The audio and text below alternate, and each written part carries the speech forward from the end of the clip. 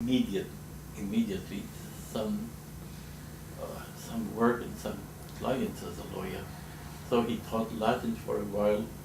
I helped translating books into Spanish, sometimes 20 pages a day, but the reward was not very good. Everybody had to find a way to make a living and to go on studying. I finished high school studies in Mexico, then started studying law in the morning and philosophy and literature in the afternoon. It was a busy life because I also had part-time jobs. I became for a while a radio announcer. I wrote scripts for television. I tried to find, again, something in my life that could be significant to myself and to other people. I thought writing poetry was something I wanted to do, and I've been doing it all my life. I also thought that interpreting, translating was a way of building bridges between one culture and another. That in itself was valuable for myself and for others. I have translated books, I've written books, I have interpreted for the United Nations. This was a very exciting moment in my life. I was finishing my studies in Mexico. I was traveling for the United Nations, and during a long meeting, international meeting in Mexico City, I was lucky enough to meet my wife. The meeting was a failure, but not for me. This meant that I again felt that the future was opening up. We lived in Paris for a year while I was studying at the Sorbonne, but more looking around and absorbing the life in Paris than the life of books. Then Princeton University, where I finished my PhD, and I started to teach. First at Smith College, and finally for many years at Yale University. I remember an etching by Goya, where he is an old man looking like Father Time. And underneath he writes, "I'm still learning." Well, I'm 79 years old and I'm still learning. And I will learn all my life. I think the meaning of my life is to learn and to try to make sense of what I've learned. I suppose this is also the meaning of many other people's lives. If we were more inclined to use our observation and our imagination, maybe this would bring us closer together and give us the feeling that no matter how different we are, we all suffer and hope for the same reasons. We're still here, we're still learning, we're still hoping. What can you tell us about your grandparents?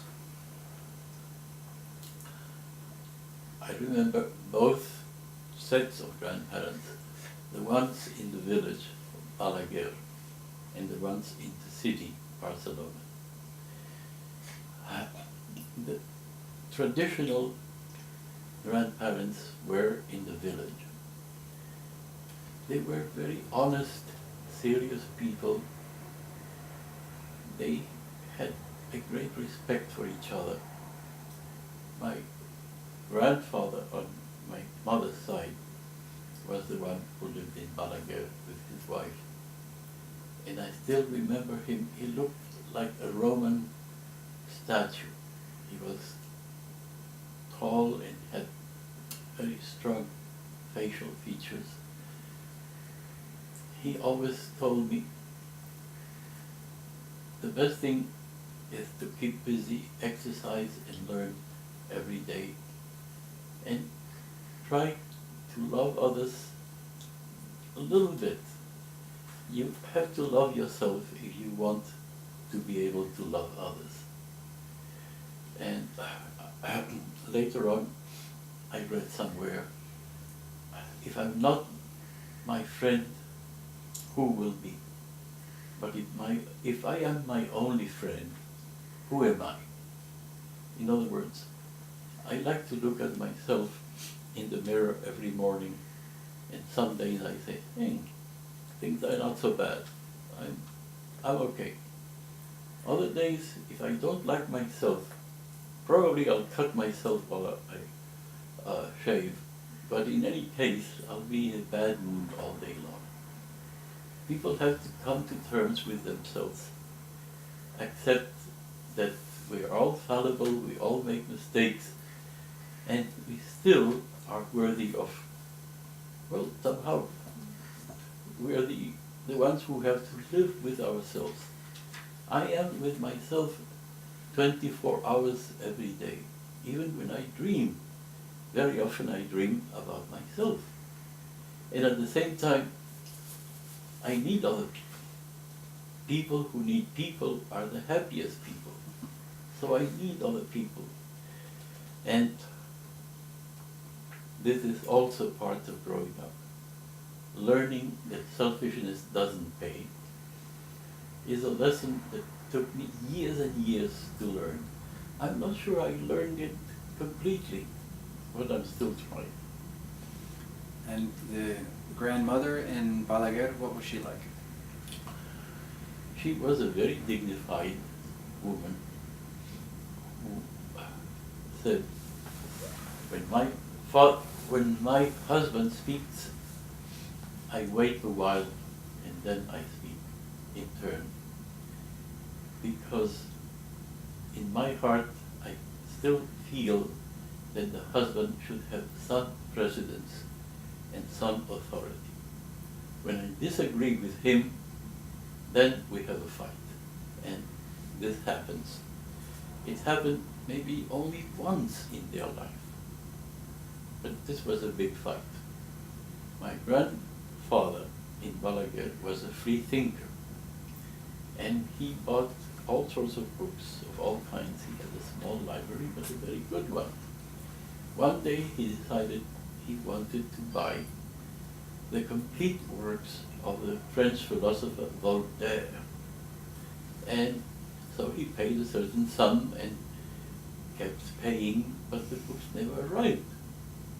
Of course they did arrive, but my grandmother had confessed to the priest that Voltaire was coming to the house, and the priest said, cannot let this happen. You've got to burn these books, they are unholy. So she was burning every book that was coming to the house, and my grandfather was complaining to the publisher, where are my collected works by Voltaire? Finally he found the truth and there was a big fight.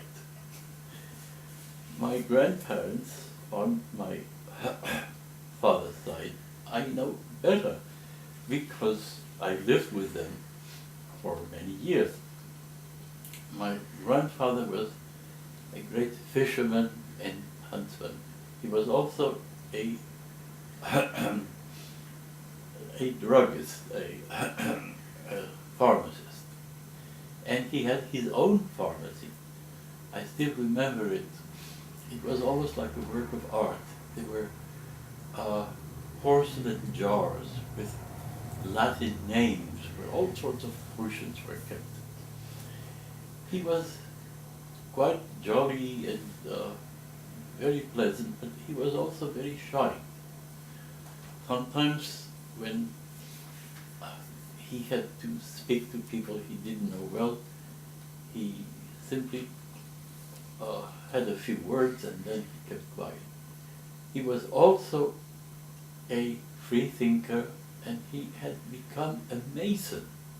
a Freemason, which in Spain was something extremely dangerous and radical on, let's say, on the left. But he quit after a month because he found out that most Freemasons were hypocrites and